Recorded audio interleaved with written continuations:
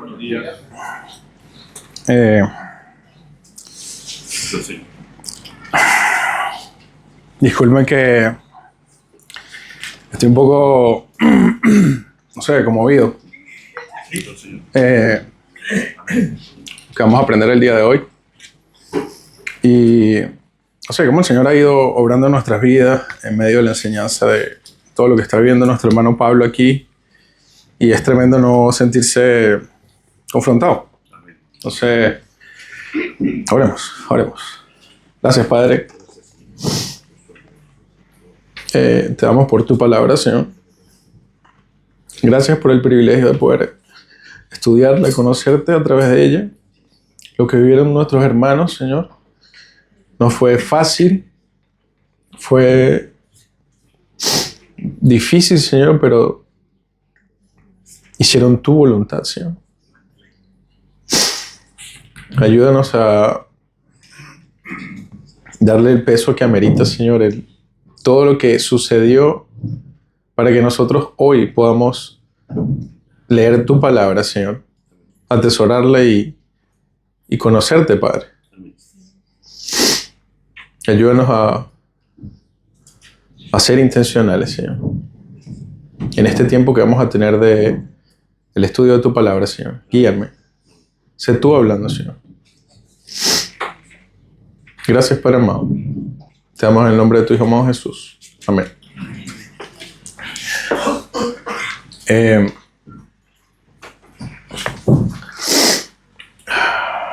día de hoy vamos a estudiar Hechos capítulo 21 y vamos a ir del versículo 1 al 20, ¿sí?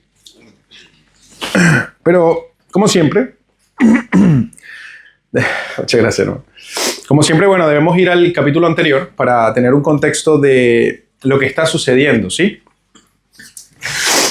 En el capítulo 20 vemos a Pablo, se encontraban en Mileto, ¿cierto? Y allí hubo una despedida con los hermanos y fue un momento bien emotivo en el que Pablo está con todos ellos reunidos y sucede la despedida, ¿sabes? Pablo está en su tercer viaje misionero, pasó de largo Éfeso, llegó a Mileto, pero allí llama a los ancianos de Éfeso y se reúne con ellos, y allí en la orilla entrega el discurso. El discurso de un hombre que sabe que no va a ver más a estas personas, no van a ver más su rostro. Quiero que nos posicionemos en eso y recordemos este momento de Mileto, porque lo vamos a vivir similar más adelante. Entonces él empieza mostrando su testimonio, su vida, ¿sí? No vanagloriándose, sino siendo de testimonio para ellos de lo que él vivió, ¿sí? Recordando cómo se condujo en su vida con humildad, con lágrimas, en medio de todas las pruebas, no rehuyó en anunciarles nada, ¿sí? Trabajó con sus propias manos para no ser de carga, dejándoles grabada aquella palabra que nuestro Señor dijo, que es bienaventurado dar que recibir. Y luego les deja la advertencia también. Le dice, mirad por vosotros y por todo el rebaño en que el Espíritu Santo os ha puesto por obispos. Estamos en el versículo 28, capítulo 20. Porque el liderazgo no se autoproclama, hermanos. Vimos la semana pasada. Lo pone el Espíritu. Perdón. Y Él les avisa de los peligros. Peligros de afuera. Vendrán lobos rapaces que no perdonarán al rebaño. Y de adentro también nos advierte. Se levantarán hombres hablando cosas perversas. ¿Para qué? Para arrastrar para sí a los discípulos. Estamos en el versículo 29 y 30. Gente que querrá hacerse seguidores para ellos, no para Cristo. Y Él los advierte de estas dos posturas, de afuera y de adentro. ¡Ey, ojo! Él los está dejando activos. ¡Ey, no los voy a ver más! Pero los advierto a esto y les enseño esto que yo hice como ejemplo. No me guardé absolutamente nada. Todo te lo estoy enseñando y ojo, activos. Va a suceder esto y esto.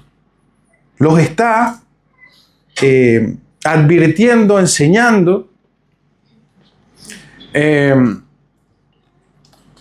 Y Pablo aquí les enseña qué les está viniendo, qué el Espíritu le ha ido diciendo a dónde va, qué le espera. Y le derrama todo eso. Él dice, y he aquí ahora, y bueno, en realidad es, y ahora he aquí ligado yo en espíritu, voy a Jerusalén sin saber lo que allá me ha de acontecer, salvo que el Espíritu Santo por todas las ciudades me da testimonio diciendo que me esperan prisiones y tribulaciones. Pablo no está caminando engañado. Él sabe hacia dónde va, sabe lo que le espera. Y dice, de ninguna cosa hago caso, ni estimo preciosa mi vida para mí mismo, con tal que acabe mi carrera con gozo. Y bueno,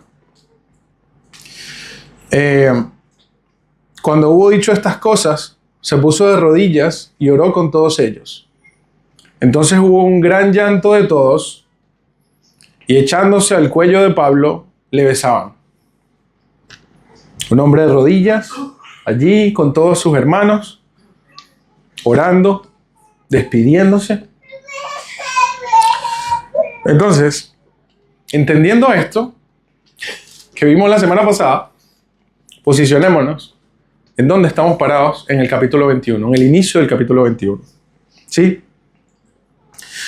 Vamos a seguir a un hombre que está en Mileto, se despidió y ahora va directo a Jerusalén, y aquí vemos el cronograma de Pablo. En estos versículos que vamos a ver, sale de Mileto, luego Cos, Rodas, Pátara, Tiro, Tolemaida, Cesarea, hasta Jerusalén.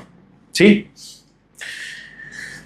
Como mi hermano la semana pasada, estamos hablando del bosquejo, que es lo que estamos aprendiendo en el curso de hermenéutica.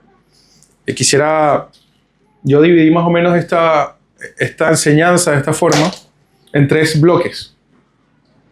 Sí, la advertencia y las rodillas, que va del capítulo 1, del versículo 1 al 6, Ágabo y la redención del 7 al 14, y la subida y el gozo, que sería del versículo 15 al 20.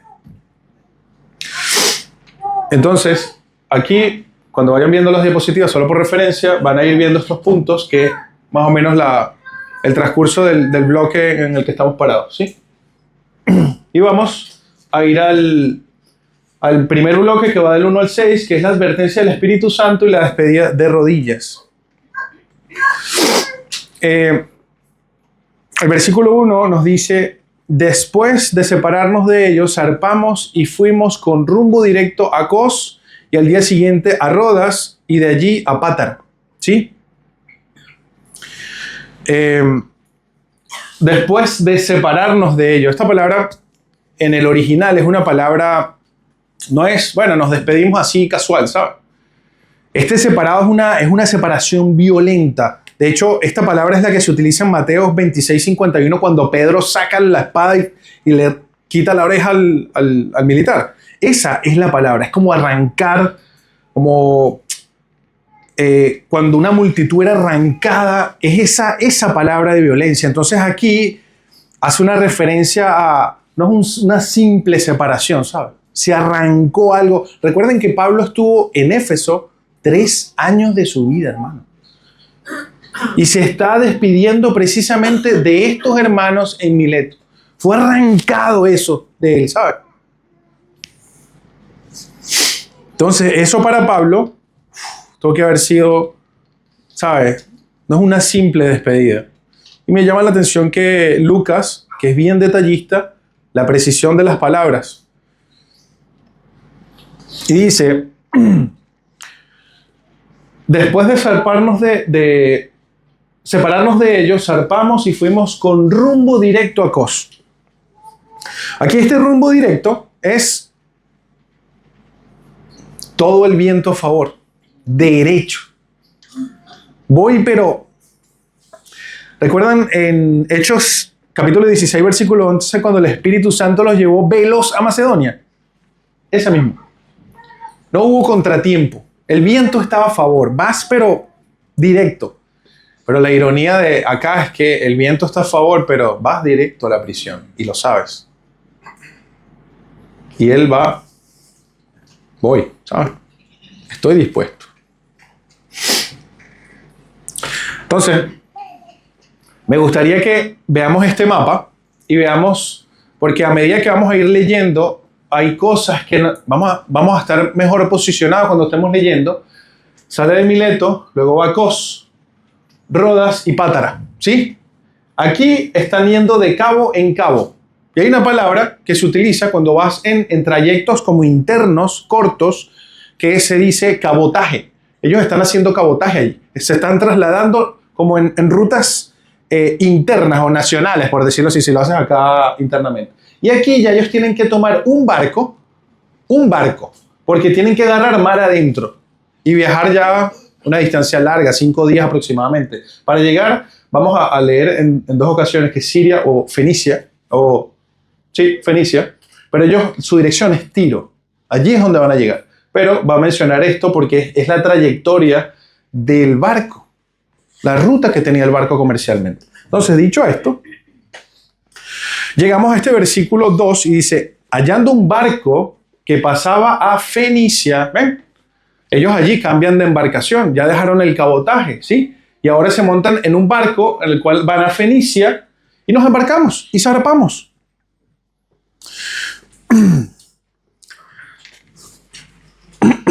Y dice, versículo 3, al avistar Chipre, dejándola a la izquierda, no sé si pudieron ver, voy a retroceder de nuevo, para que vean el detalle, ¿ves? Salen de Pátara y ellos, mira, ¿ves? ¿Dónde está Chipre? A mano izquierda. Y él va, y Lucas, un hombre detallista, voy navegando, mira, Chipre, la avistamos a mano izquierda. Y vamos dirección a Tiro. ¿Ven esos detalles?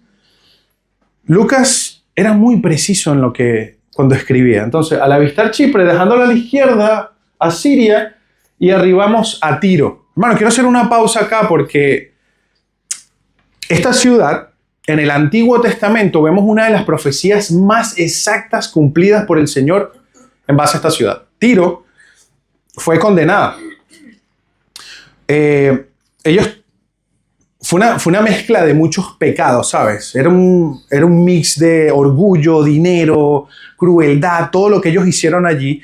Y la soberbia que hubo en ese momento, esto lo vemos en Ezequiel capítulo 28, versículo 2.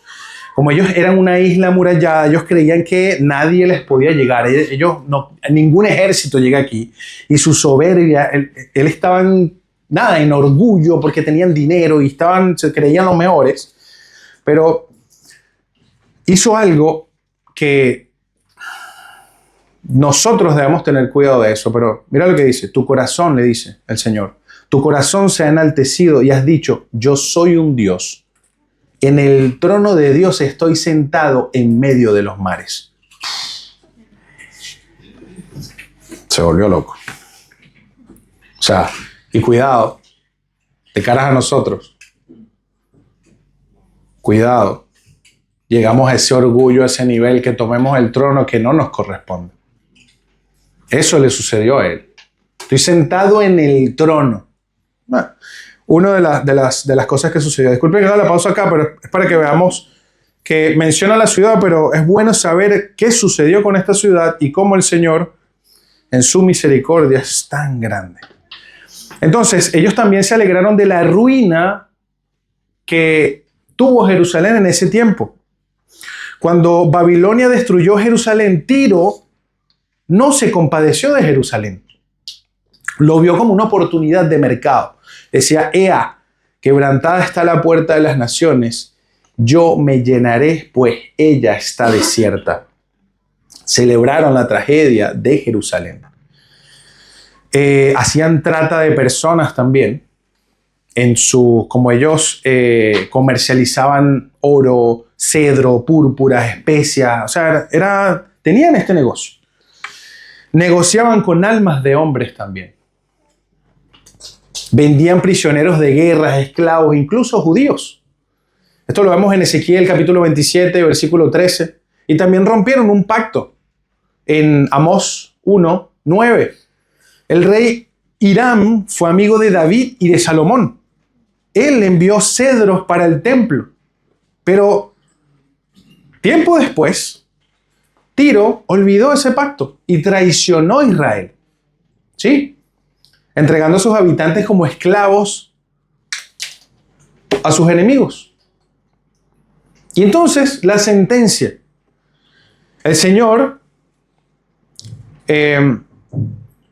fue muy gráfico y específico, ¿sabes? Y aquí, bueno, vamos a ver qué sucede con ellos. Dice, he aquí yo estoy contra ti, oh Tiro, y haré subir contra ti muchas naciones, como el mar hace subir sus olas. Así como las olas golpean los muros. Le está hablando su lenguaje. Así como las olas golpean los muros, así voy a enviar imperios a que te golpeen. A que te golpeen. Ezequiel capítulo 26, si quieren ahondar en eso.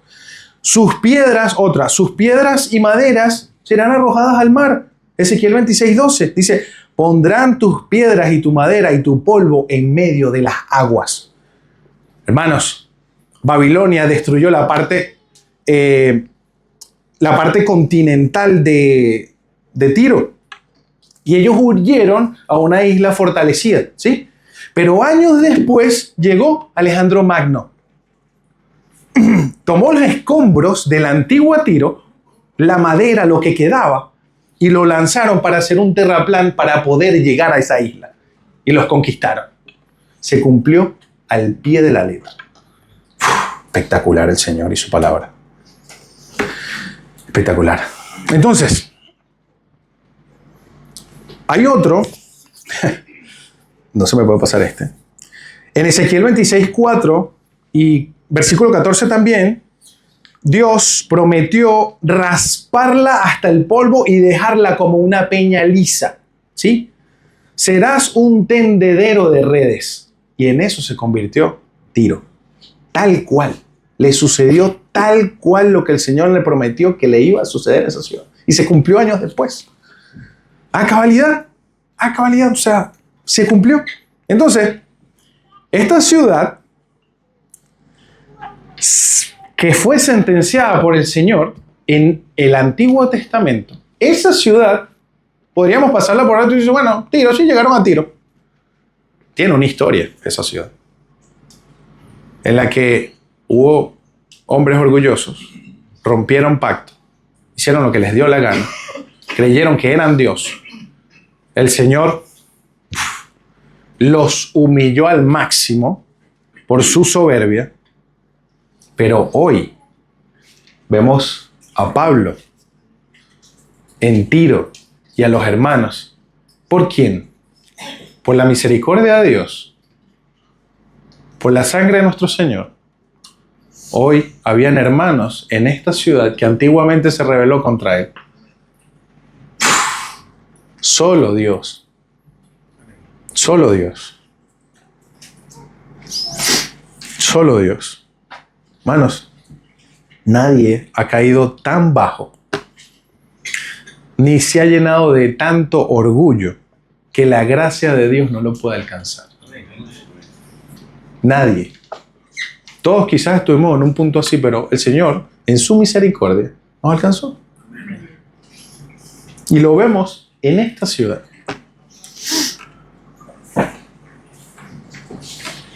Y aquí dice, porque el barco había de descargar allí su carga. El barco, hermanos, no iba a Tiro por Pablo. Él tenía su ruta. Era su ruta comercial. Iba a un punto. Pero te aseguro que no tenían ni idea a quién llevaban en el barco y para dónde iban. Pero ¿saben quién sí lo sabe, no? Nuestro Señor. Hermanos, mira. Es como esos camiones que salen de acá, no sé, llevan cereza, manzana, vino, van a exportar y agarran la ruta 5 y, no sé, van a Valparaíso, San Antonio, ¿sí? Y va el chofer camino a esta dirección, pero él tiene su plan, tiene su ruta, mira, esta es tu ruta, tienes que entregar esta mercancía en tal punto, pero resulta que el Señor monta a su siervo como copiloto en ese, o sea, en esa gandola, donde sea, ese camión, y él ni idea para dónde va él. Pero el Señor lleva a su siervo con un mensaje de vida o muerte para una persona que va a estar en ese puerto específico y va a usar ese siervo para que le hable. Y él no sabe. Entonces, hermanos, a veces esperamos el milagro extraordinario. El Señor se mueve incógnito en lo cotidiano. En lo cotidiano. Mi hermano Luis, hace tiempo lo iba a buscar en el aeropuerto. Venía de Argentina, venía un muchacho de Venezuela, coincidió. Luis, ya hermano, no estás viendo la hora, era como las 2 de la mañana, 1 de la mañana. Entonces, bueno, no, mira, yo voy a Curicó. Ah, yo también. Y él venía de Venezuela, se consiguieron en la zona del equipaje. Mi hermano Luis le habló, resulta que eran de ciudades relativamente cerca. Y no, se vino con nosotros, lo dejamos en su casa, pero todo ese viaje fue Biblia, pero por todos lados. Y resulta que ya él venía, el Señor venía trabajando en él. Y tenía preguntas. Y en todo el viaje fue eso. Entonces, nosotros teníamos un itinerario. De hecho, yo, bueno, voy a buscar a Luis y me vengo. Y resulta que llegué al sitio y, no, mira, ¿tú crees que podamos llevar? No, dale.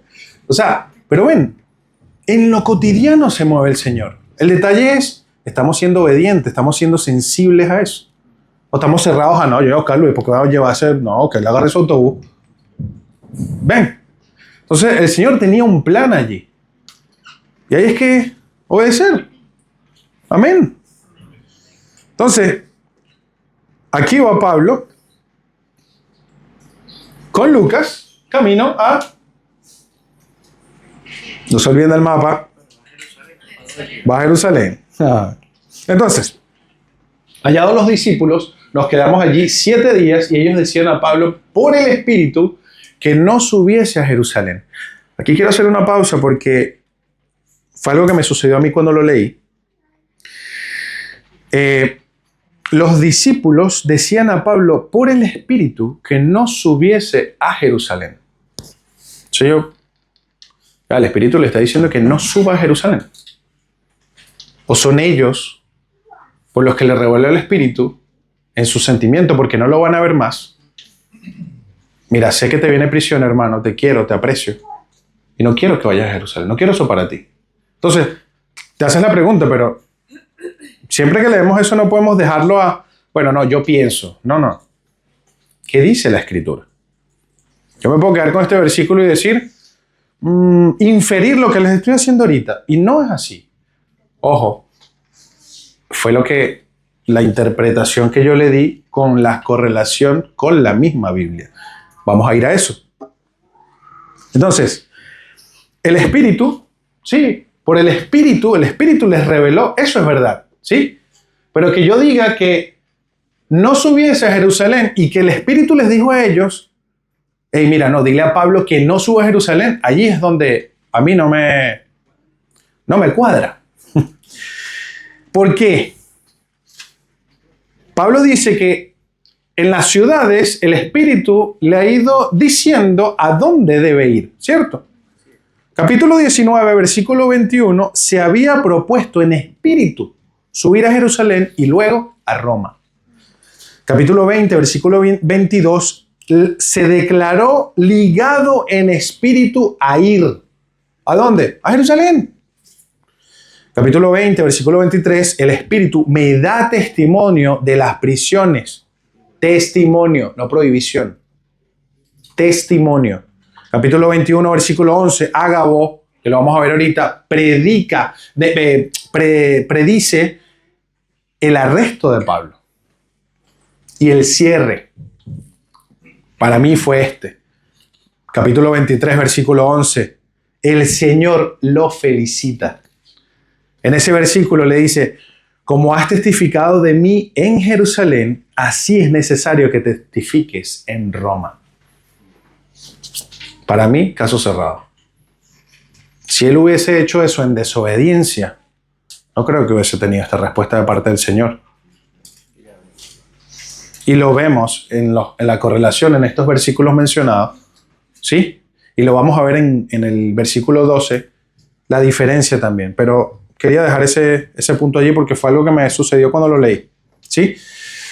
Entonces,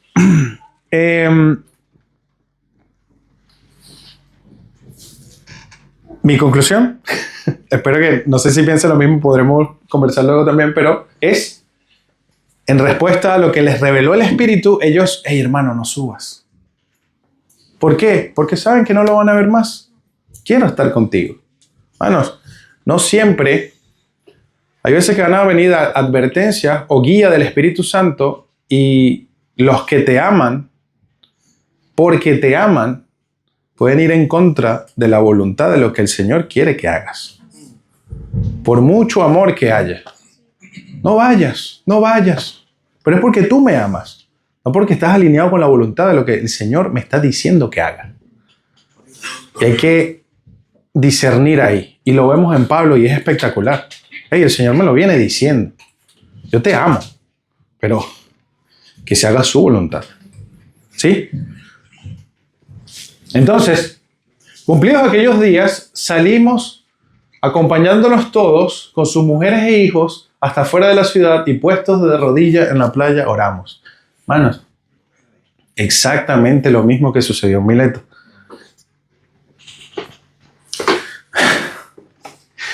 Lo más seguro estuvieron allí, no sé si recuerdan Troas, estuvieron 7 días también. Él estuvo aquí con ellos compartiendo y es tremendo, ¿saben? Los están acompañando todos. Bueno, es como que todos estamos cerca de una playa y todos acá salimos en familia a despedir a Pablo, sabiendo que no lo vas a ver más. Todos.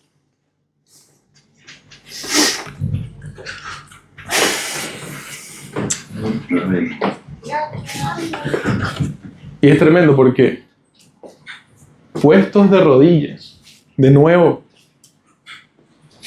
oraron.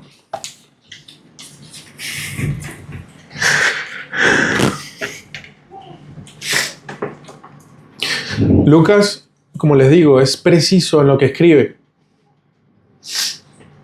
Y en momentos clave, nuestro Señor en el Getsemaní, ¿qué hizo? Lucas 22, versículo 41. Puesto de rodillas, oraba. Esteban al morir, puesto de rodillas, clamó, no les tomes en cuenta este pecado. Hechos 7, versículo 60. Pedro ante el cuerpo de Dorcas, de rodillas. Pablo en Mileto, de rodillas. Y aquí, de rodillas. Hermanos, en el judaísmo la oración solía hacerse de pie. La amidad significa estar de pie. Pero el arrodillarse es literal, estoy a tu voluntad, humillado a tu voluntad, que se haga tu voluntad. Físicamente, eso expresa que se haga tu voluntad, estoy humillado ante ti, Señor. Eso es la representación de estar de rodillas, ¿sí? Y aquí lo vemos una y otra vez, de rodillas, oraban. Y le vamos a ver sentido a esto unos versículos más adelante, pero verbalizándolo. Aquí lo están haciendo corporalmente. Pero más adelante lo vamos a ver que lo verbaliza, ¿sí? Y abrazándonos los unos a los otros, subimos al barco y ellos se volvieron a sus casas.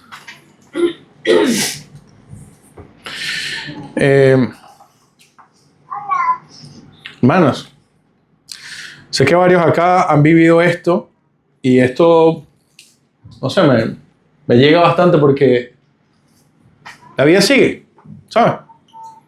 Te despides de personas que no sabes si vas a ver más. Ellos tenían claro que no lo iban a ver más. Y queda ese hueco, queda ese vacío que no sabes si lo vas a ver.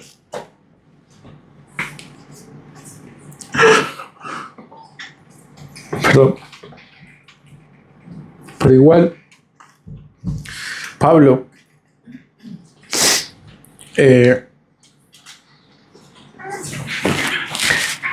en obediencia, a pesar de que los ama, obedece a nuestro Padre. Hágase su voluntad. Tremendo. Llegamos al versículo 7, ya hay ese quiebre, hay un cambio de escenario, y por eso la división. Se despiden, y nosotros completamos la navegación. Ya llegaron, recuerden en el mapa, ellos salieron de Pátara y llegan a Tiro. Cuando llegaron a Tiro, en ese punto, ya desembarcaron. Allí el barco desembarca y ellos completaron la navegación. Terminaron. Ahora el viaje cambia a tierra. Van a pie, ¿sí? Viniendo a Tiro y a Tolemaida. Estaban en Tiro, Tolemaida, luego iba a Cesarea y después Jerusalén. Ese era el orden. Entonces, Tiro, Tolemaida. Y habiendo saludado a los hermanos, nos quedamos con ellos un día. Hermanos, dimensionemos esto. Pablo va por toda esta cadena y a cada sitio que llega ya hay hermanos. Estamos hablando del tercer viaje misionero, unos 20 años después de que empezó todo en Hechos 9, por ahí. Cuando empezó la persecución en el 11, todos se dispersaron. Han pasado como un transcurso de 20, 25 años y te das cuenta de todas las iglesias que por estos hermanos que predicaron la palabra se levantaron y hay una red de hermanos. En toda esta ruta, ¿ves? Él hace pausa, se despide de los hermanos. Hace pausa, se despide de los hermanos. Hace pausa, se despide de los hermanos. Pasa tiempo con ellos. Hermano, impresionante. Y habiendo saludado a los hermanos, nos quedamos con ellos un día.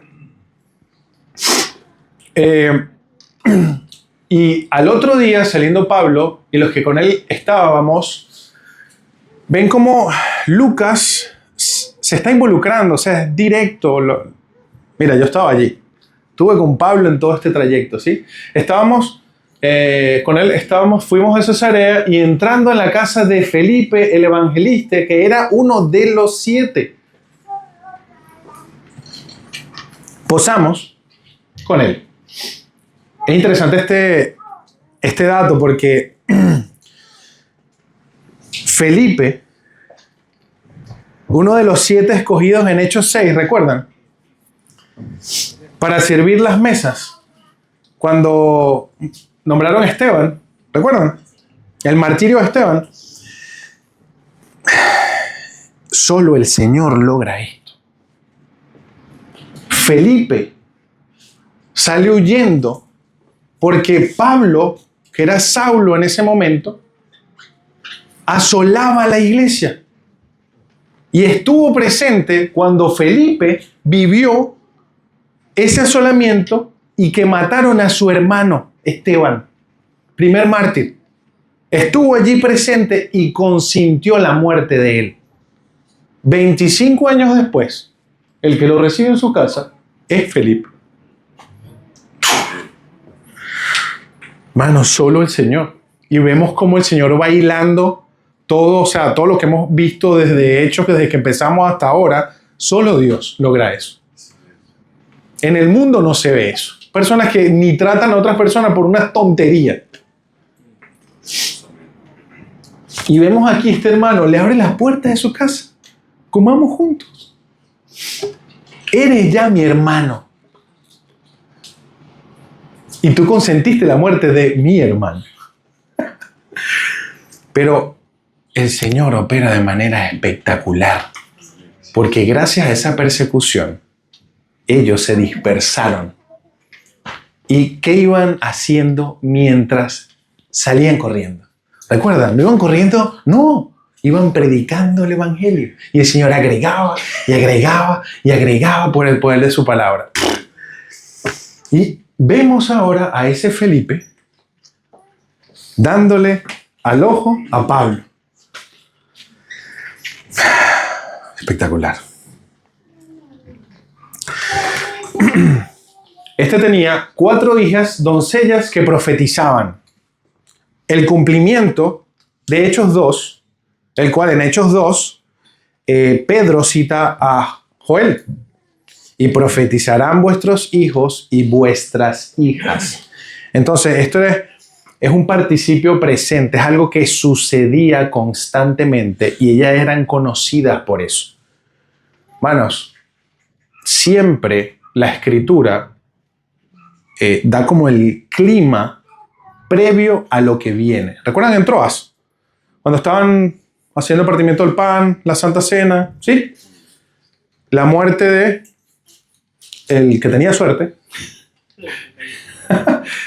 Había una preparación para lo que venía. Aquí, este tenía 4 hijas doncellas que profetizaban. Nos está mostrando qué viene. ¿Sí? Atento acá. Entonces, y permaneciendo nosotros allí algunos días, descendió de Judea un profeta llamado Agabo. Y Agabo no era un cualquiera. Él ya en Hechos 11:28, él había anunciado por el Espíritu una gran hambruna que venía por parte de Claudio y se cumplió. Entonces, lo que él decía se cumplía. Era un profeta, ¿sí? Entonces, menciona en un versículo sus hijas, desciende el profeta y ahora viene lo que le va a profetizar a Pablo. Quien viniendo a vernos, está escribiendo Lucas, recuerden, Lucas estuvo allí siempre, tomó el cinto de Pablo y atándose los pies y las manos dijo, esto dice el Espíritu Santo. Así atarán los judíos en Jerusalén al varón de quien es este cinto y le entregarán en mano de los gentiles. Esto dice el Espíritu Santo. Interesante porque esas mismas palabras se utilizan en el Antiguo Testamento. Esto dice Jehová. Esto dice Jehová. Esto dice Jehová. Y esta misma palabra es, esto dice el Espíritu Santo. ¿Quién es el Espíritu Santo? Entonces, no es curioso. Es la palabra inspirada por Dios y Lucas lo escribió intencionalmente. El Espíritu Santo dice, en otras versiones dice, el Espíritu Santo dice, ¿sí? Pero para que lo tengan allí presente, esa palabra, en el Antiguo Testamento era Coamar Yahvé, que es esto dice Jehová, ¿sí? Entonces, entregaron en manos a los gentiles. Es interesante eso porque lo mismo le sucedió al Señor. Jesús predijo de sí mismo, seré entregado a los gentiles. En Lucas 18:32 y Marcos 10:33. Entonces, eso mismo le está sucediendo a Pablo. Y va en dirección a la misma ciudad que nuestro Señor. ¿Sí?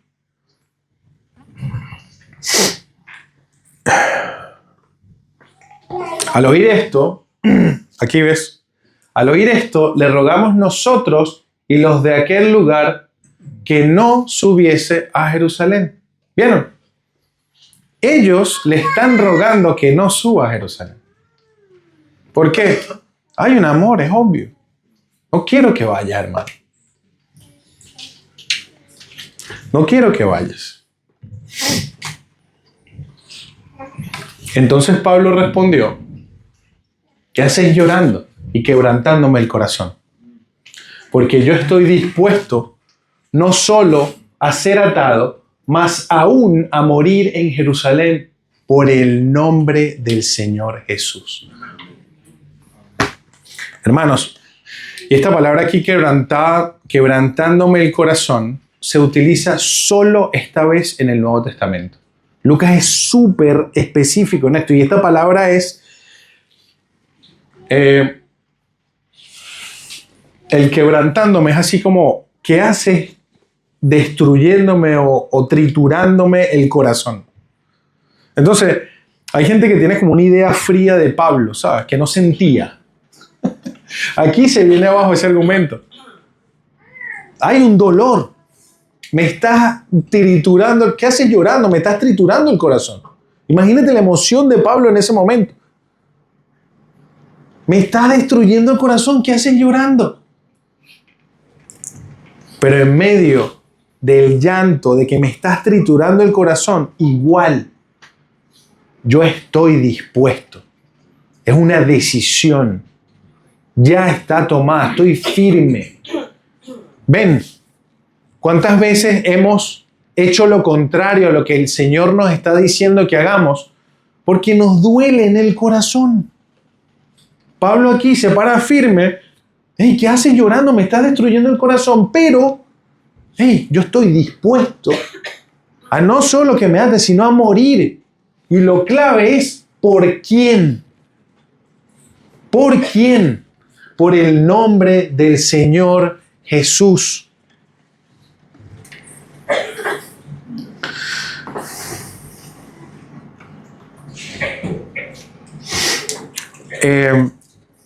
Y ese nombre del Señor Jesús recorre todo Hechos, hermanos, hasta ahora que lo estamos viendo. Siempre es por el nombre del Señor Jesús. Los apóstoles se gozaron de ser afrentados. ¿Por qué? Por el nombre del Señor Jesús. Hechos 9:16 dice, cuando les es necesario padecer por mi nombre.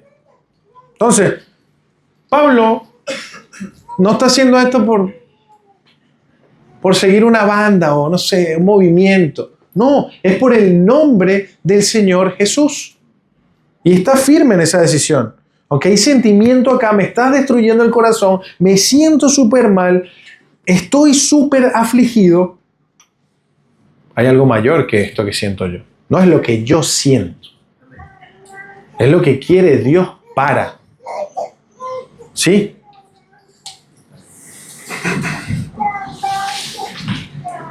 Hermanos maduros responden y como no le pudimos persuadir, desistimos, diciendo, hágase la voluntad del Señor. Bueno, este es el centro de todo. El centro está acá. Si se quieren llevar algo, no me prestaron atención a absolutamente más nada, llévense esto. Hágase la voluntad del Señor. No es lo que yo siento, no es lo que yo pienso, es ¿qué dice el Señor? Hágase su voluntad. Hágase su voluntad. No hay más nada que decir, sino que se haga tu voluntad porque es agradable y perfecta. Fuera de ti no hay nada bueno para mí. No es, vuelvo y repito, no es yo pienso, yo siento, mira, o sea, versículo anterior, me estás destruyendo el corazón. Puede tener la mejor intención. Hágase la voluntad del Señor. Hágase la voluntad del Señor.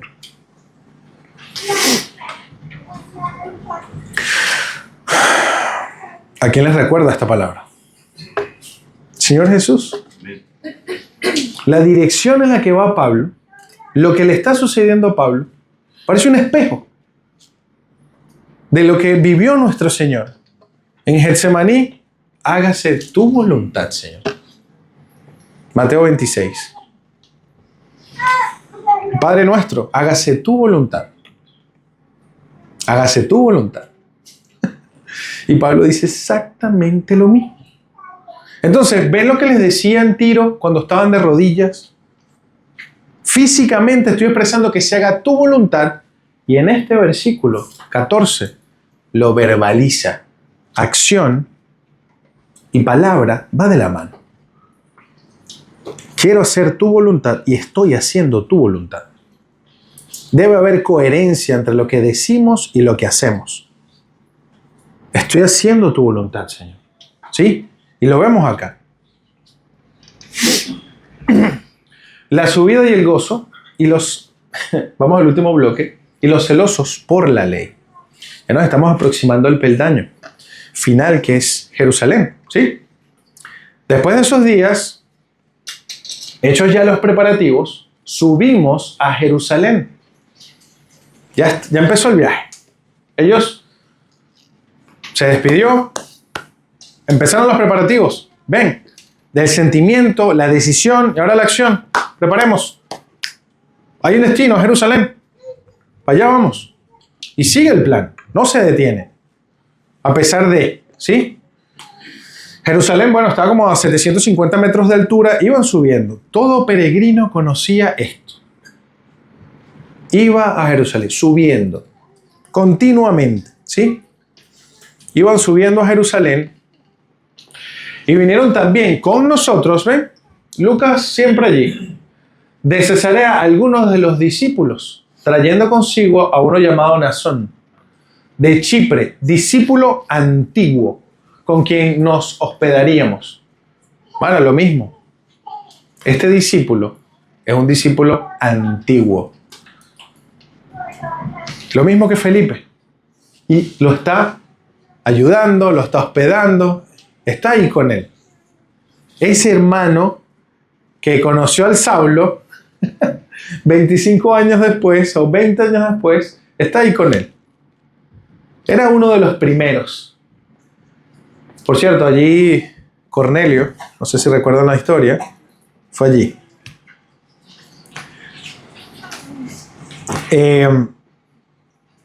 Y unos años después, en este sitio precisamente, Pablo va a ir a prisión.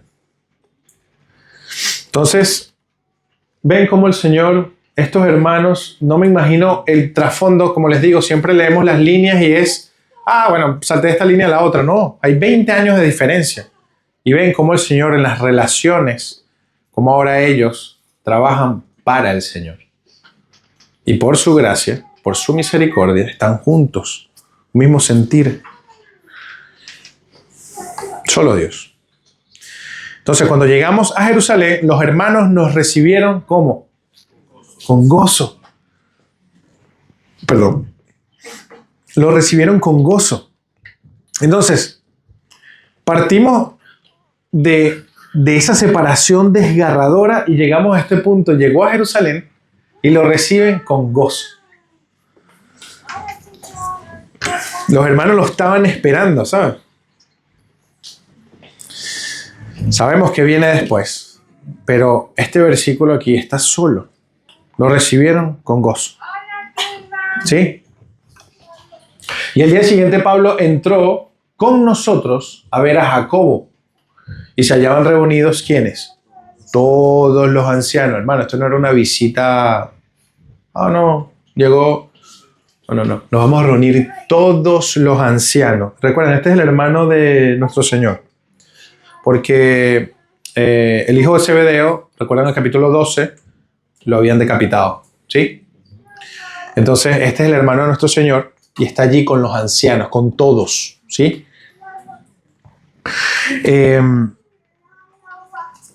Aquí no muestra que estén los demás apóstoles, pero aquí ya estaban dispersos por el mundo. Mencionan a Santiago y al resto de los ancianos en esta iglesia, ¿sí? Que lo están recibiendo. A quienes, después de haberles saludado, les contó una por una las cosas que Dios había hecho entre los gentiles por su ministerio. Mano, esto aquí es súper importante. Y Pablo siempre hace esto. Y todos deberíamos hacer exactamente esto. No se trata de nosotros. No se trata de nosotros. Pablo contó una por una. No fue, Dios hizo grandes cosas. No. Una por una. Yo me imagino a detalle todo el viaje. Él le explicó lo que había sucedido. ¿Pero por quién? Todas las cosas que Dios había hecho. Bueno, esto es importante para aterrizarnos si estamos creyéndonos. Tiro. Así, tal cual. Si te está pasando algo por la mente que te está haciendo sentirte más que alguien o que no sé, olvídate de eso y aterrízalo. Porque se trata de nuestro Señor. Lo que tenemos, lo que somos, lo que hacemos, todo es gracias a nuestro Señor y es para el Señor, para glorificarlo a Él, en lo absoluto. Cualquiera de los que estemos acá, sea lo que sea que estés haciendo, aterrízalo. Es por Él, es para Él. Y lo vamos a ver ahora en este versículo. Cuando ellos oyeron, ¿qué hicieron? Glorificaron a Dios. Eso es lo que se quiere. Que glorifiquen a nuestro Señor. Porque todo, vuelvo y les digo, lo que sucede en nuestra vida, tu trabajo, tu matrimonio, tus niños, lo que sea, es para nuestro Señor. Y es porque Él permite que tengamos esas cosas. Estamos glorificando a nuestro Señor con nuestras vidas, con nuestras pertenencias, con nuestro tiempo. ¿O se trata de nosotros? Somos los protagonistas nosotros. No merecemos nada. Merecemos la muerte. Somos ovejas inútiles que si nos alejamos de nuestro pastor, perecemos. Perecemos. Entonces, debemos aterrizar eso. Y automáticamente, si está levantándose un 0,1% de ego, aplástalo. Señor, es para ti, es por ti. Glorifícate. Punto y se acabó. ¿Por qué? Porque va a traer gloria a Dios. Él contó absolutamente todo eso. No se trató de Él. Les contó una a una las cosas y glorificaron a Dios y le dijeron, ya ves, hermano, ¿cuántos millares de judíos hay que han creído? ¿Cuántos millares? Hermano, demasiados. Pero aquí cierro hoy, pero deja esto encendido, que es, todos son celosos por la ley. Pablo está contando absolutamente todo lo que hizo Dios, los millares de judíos que han llegado a los pies del Señor. Pero está el inicio de un problema. Nosotros sabemos qué va a suceder, pero aquí queda servido ese problema. Y es que eran celosos por la ley. Porque esto es importante. Porque llegó rumor de que Pablo enseñaba a los judíos a abandonar a Moisés. ¿Recuerdan? Pablo acababa de subir con las ofrendas que venían de mano de los gentiles para bendecir a estos hermanos aquí en Jerusalén. Te estoy contando todo lo que sucedió, pero hay un problema aquí que debe ser atendido. Eran celosos, hermanos. Cuando escuchas de, mira, ya no se trata de la circuncisión, eso para ellos fue un choque. Y había llegado los rumores a ellos. Había un conflicto, había un problema. Y eso lo verán la semana que viene. Entonces, quedó aquí, hermanos. ¿Sí? Quedó aquí prendida la mecha. Por eso puse gozo y pólvora, porque viene un problema. Pero, hermanos, que se haga la voluntad de nuestro Señor. Eso es. Si hay alguno acá que no conoce al Señor, no vas a entender por qué Pablo está haciendo lo que está haciendo. Te va a parecer un cuento de hadas. No es un cuento de hadas.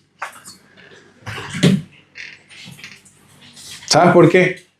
Porque la palabra dice que las cosas espirituales se han de discernir espiritualmente.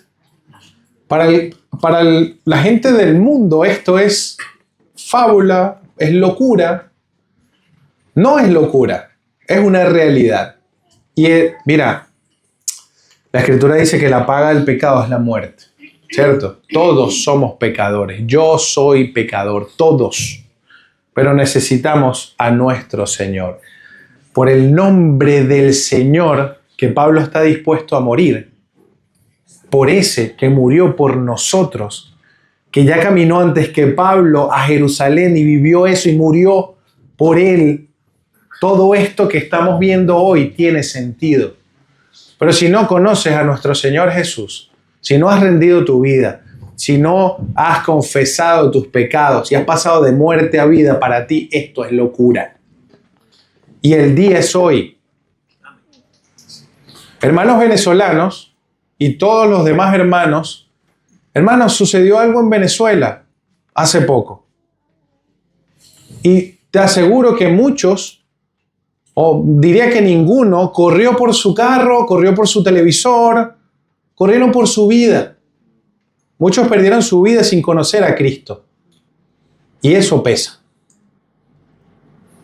Después de la muerte, que es viene el juicio.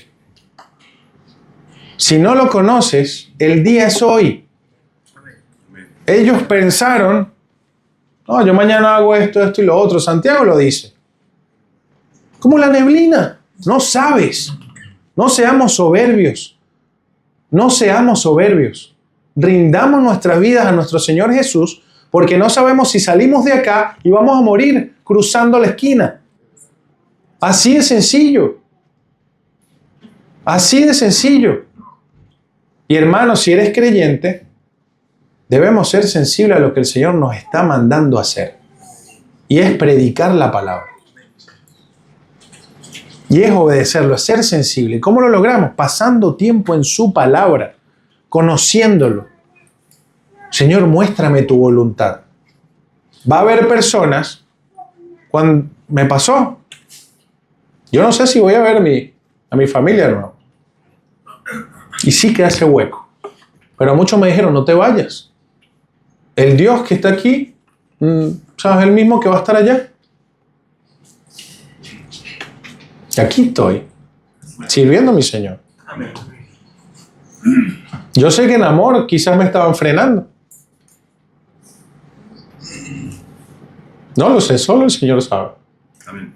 ¿Sí? Pero hay que obedecer a nuestro Señor y que se haga su voluntad. Oremos. Gracias, Padre. Te damos por tu palabra. Porque eres fiel. Porque eres justo, eres misericordioso, Señor. Padre, gracias. Porque podemos ver en la vida de estos hombres, Señor, cómo en el tiempo tú eres glorificado. En tu misericordia, Señor, vemos cómo en medio de quizás el temor de Felipe y de todos estos hermanos, en el momento en el que Saulo los perseguía, ellos no dimensionaban tu plan, Señor, en el tiempo. Y hoy vemos que muchos años después, Señor, solo tú puedes lograr esto. Que puedes abrir las puertas de aquel que te persiguió y aquel que por su causa murieron muchos de tus hermanos. Pero tú, Señor, transformas corazones y permites estas cosas porque eres maravilloso, Señor. Eres un Señor que trabaja en lo incógnito, en lo cotidiano, Señor. Ayúdanos a ser sensibles en nuestro día a día, Señor, a cómo podemos servirte fielmente. Señor, permite, Señor, que podamos intencionalmente vivir en integridad para ti, para ser instrumentos fieles siempre, Señor. Guíanos, Padre, a discernir cuando viene de ti, Señor, y pararnos firmes y decir, a pesar de que el que me ama me dice algo, Señor, esto es tu voluntad. Y ayúdanos, a pesar de que tengamos el corazón triturado, obedecerte siempre a ti, Señor. Y decir que se haga tu voluntad, Padre, y no la mía. Porque, como dije anteriormente, Señor, como dices tú en tu palabra, fuera de ti no hay nada bueno para nosotros, Señor. Gracias, Padre, por tu palabra. Ayúdanos a atesorarla y a meditar en esto, Señor. Y que el día es hoy para arrepentirnos. Y el que te conoce, el día es hoy, Señor, para obedecerte. Gracias, Padre. Te pido que nos guíes durante el resto del día y durante la semana también. A ser sensibles, Señor. A predicar tu palabra. El tiempo es corto, Señor. Ayúdanos a ser instrumentos para, así como hicieron estos hombres, predicar tu palabra con denuedo. No me avergüenzo del Evangelio porque es poder de Dios para salvación. Gracias, Señor. Te damos en el nombre de Cristo Jesús. Amén.